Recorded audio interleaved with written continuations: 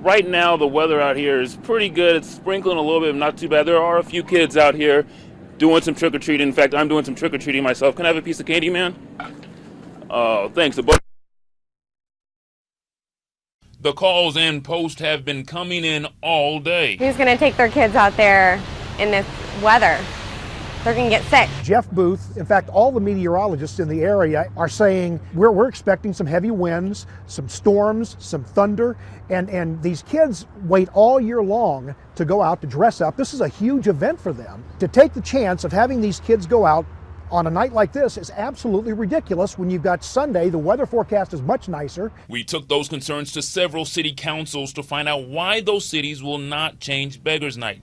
Turns out the Greater Dayton Mayors and Managers Association set the dates years in advance. This is really done to lend some consistency to the date that's observed throughout the region. The cities are not legally bound to follow that date, but most city councils take that recommendation and put the date into legislative action.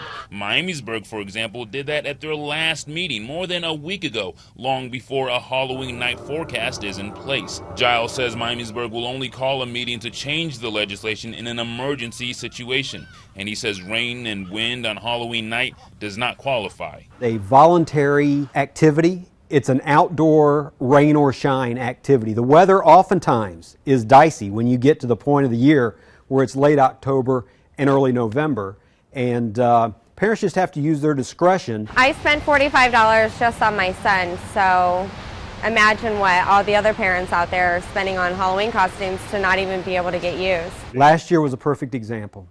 The date that was picked to have the trick-or-treat, the weather was worse than it was on Halloween.